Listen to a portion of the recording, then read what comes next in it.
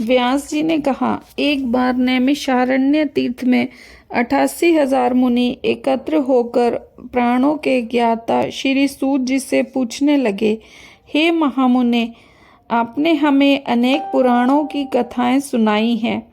अब कृपा करके हमें ऐसा व्रत और कथा बताएं जिसके करने से संतान की प्राप्ति हो तथा मनुष्यों को रोग, शोक, अग्नि, सर्व दुख आदि का भय दूर हो, क्योंकि कलयुग में सभी जीवों की आयु बहुत कम है।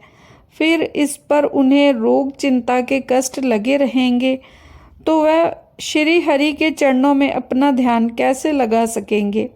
श्री सूत जी बोले, हे मुनियों, आपने लोक कल्याण के लिए बहुत ही उत्तम बात पूछी है। एक बार युधिष्ठिर ने भगवान श्री कृष्ण से लोक कल्याण के लिए यही प्रश्न किया था। भगवान श्री कृष्ण और युधिष्ठिर का संवाद तुम्हारे सामने कहता हूँ, ध्यान देकर सुनो। एक समय पांडवों की सभा में श्री कृष्ण जी बैठे हुए थे। तब युधिष्ठिर ने भगवान श्री कृष्ण से प्रश्न किया, हे प्रभु नंद नंदन गोविंद, आपने मेरे लिए अनेक कथाएं सुनाई हैं।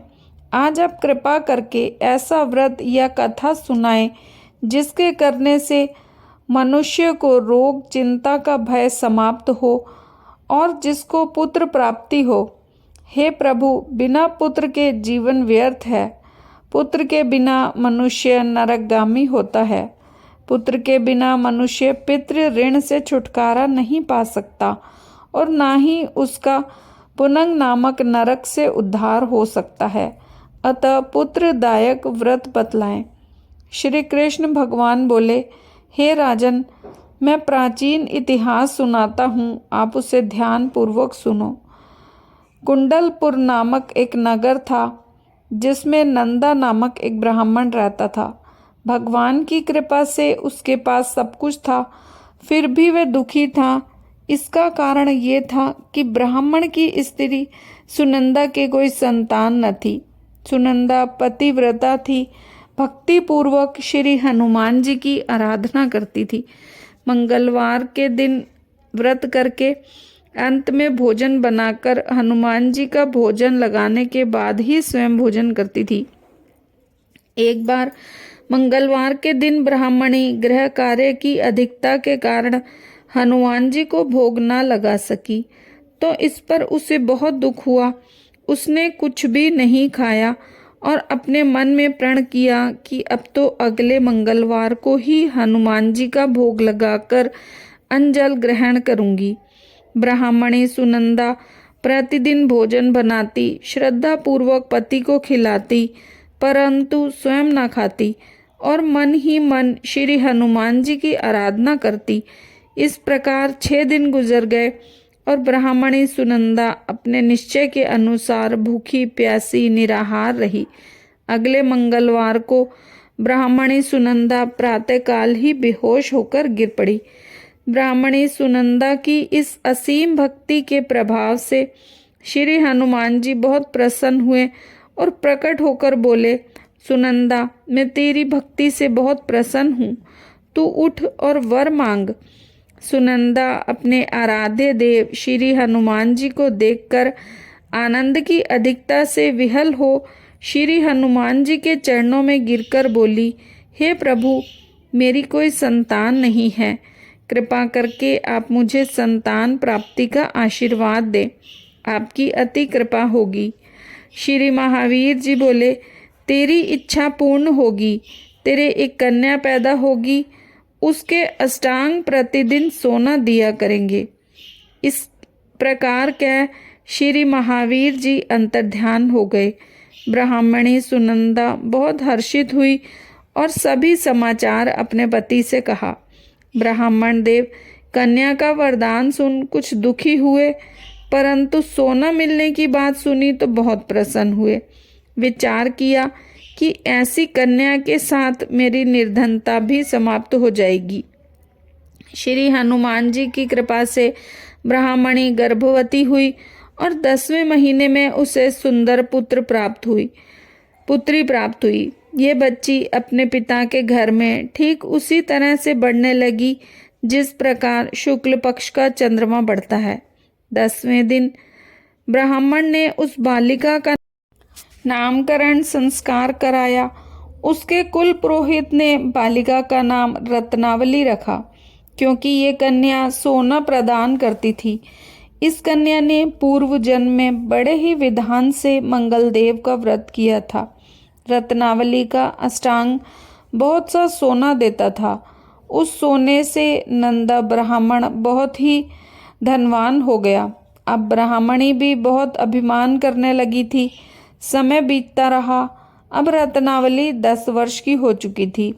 एक दिन जब नंदा ब्राह्मण प्रसन्नचित्त था, तब सुनंदा ने अपने पति से कहा, मेरी पुत्री रत्नावली विवाह के योग्य हो गई है, अतः आप कोई सुंदर तथा योग्य वर देखकर इसका विवाह कर दें। ये सुन ब्राह्मण बोला, अभी तो रत्नावली बहुत छोटी है। तब ब्राह्मणी बोली, शास्त्रों की आज्ञा है कि कन्या 8वें वर्ष में गौरी, 9वें वर्ष में रोहिणी, 10वें वर्ष में कन्या, इसके पश्चात रजस्वला हो जाती है। गौरी के दान से पाताल लोक की प्राप्ति होती है, रोहिणी के दान से बैकुंठ लोक की प्राप्ति होती है, कन्या के दान से इंद्रलोक में सुखों की प्राप्ति होती है। अगर हे पतिदेव रजस्वला का दान किया जाता है तो घोर नरक की प्राप्ति होती है। इस पर ब्राह्मण बोला, अभी तो रत्नावली मात्र 10 वर्ष की ही है और मैंने तो 16-16 साल की कन्याओं के विवाह कराए हैं, अभी क्या जल्दी है। तब ब्राह्मणी सुनंदा बोली, आपको तो लोभ अधिक हो गया लगता है। शास्त्रों में कहा गया है कि माता पिता और बड़ा भाई रजस्वला कन्या को देखते हैं तो वे अवश्य ही नरकगामी होते हैं। तब ब्राह्मण बोला, अच्छी बात है, कल मैं अवश्य ही योग्य ब्राह्मण की तलाश में अपना दूत भेजूंगा।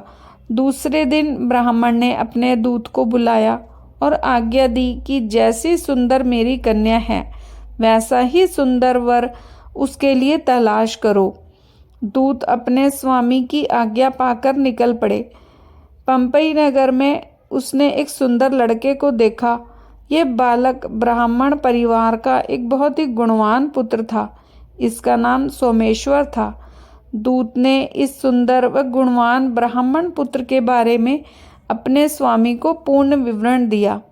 ब्राह्मण नंदा को भी सोमेश्वर अच्छा लगा और फिर शुभ मुहूर्त में विधि पूर्वक कन्यादान करके ब्राह्मण ब्राह्मणी संतुष्ट हुए।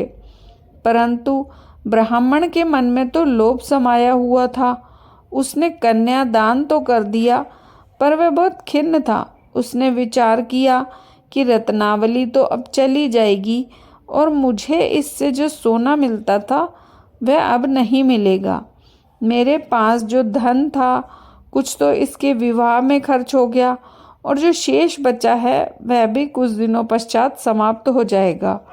मैंने तो इसका विवाह करके बड़ी भूल कर दी। अब कोई ऐसा उपाय हो कि रत्नावली मेरे घर में ही बनी रहे, अपनी ससुराल न जाए। लोभ रूपी राक्षस ब्राह्मण के मस्तिष्क पर छाता जा रहा था।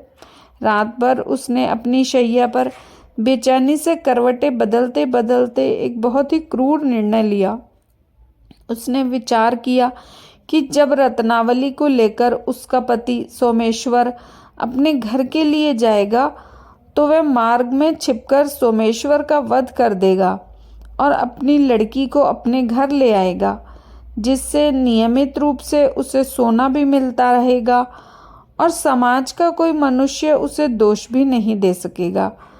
प्रातःकाल हुआ तो नंदा और सुनंदा ने अपने जवाई तथा लड़की को बहुत सारा धन देकर विदा किया। सोमेश्वर अपनी पत्नी रत्नावली को लेकर ससुराल से अपने घर की तरफ चल दिया। ब्राह्मण नंदा महालोभ के वशीभूत हो अपनी मति खो चुका था। पाप पुण्य का उसे विचार न रहा। अपने भयानक व क्रूर निर्णय को कार्य रूप देने के लिए उसने अपने दूत को मार्ग में जमाई का वध करने के लिए भेज दिया था, ताकि रत्नावली से प्राप्त होने वाला सोना उसे हमेशा मिलता रहे और वो कभी निर्धन न हो। ब्राह्मण के दूत ने अपने स्वामी की आज्ञा का पालन करते हुए उसके जमाई सोमेश्वर का मार्ग में ही वध कर दिया। समाचार पाकर ब्राह्मण नंदा मार्ग में पहुंचा और रुदन करती अपनी पुत्री रत्नावली से बोला, हे पुत्री, मार्ग में लुटेरों ने तेरे पति का वध कर दिया है। भगवान की इच्छा के आगे किसी का कोई वश नहीं चलता। अब तू घर चल, वहाँ पर ही रहकर शेष जीवन व्यतीत करना। जो तेरे भाग्य में लिखा है वही होगा। अपने पति की अकाल मृत्यु से रत्नावली बहुत दुखी हुई।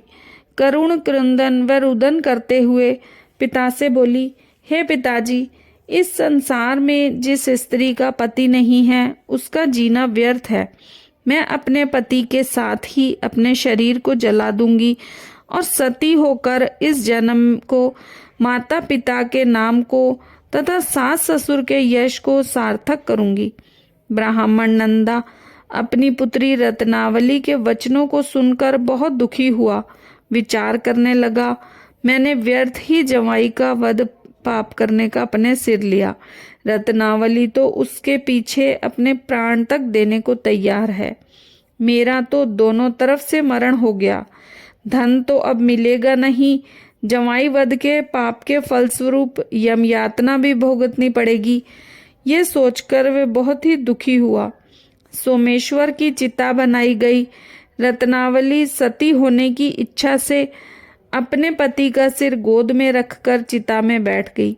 जैसे ही सोमेश्वर की चिता को अग्नि लगाई, वैसे ही प्रसन्न हो मंगलदेव वहां प्रकट हुए और बोले, हे रत्नावली, मैं तेरी पति भक्ति से बहुत प्रसन्न हूँ, तू वर मांग।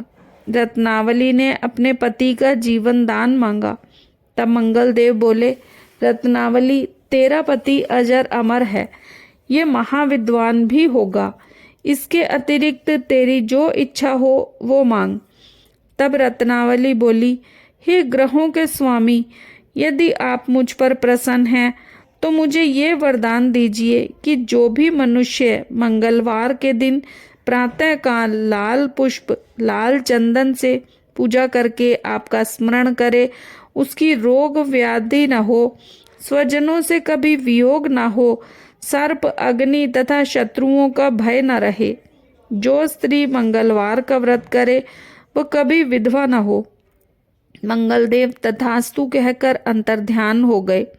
सोमेश्वर मंगलदेव की कृपा से जीवित हो उठा। रत्नावली अपने पति को पुनः प्राप्त करके प्रसन्न हुई और मंगलदेव का व्रत प्रत्येक मंगलवार को करके व्रतराज और मंगलदेव की कृपा से इस लोक में सुख ऐश्वर्य को भोगते हुए अंत में अपने पति के साथ स्वर्गलोक को गई।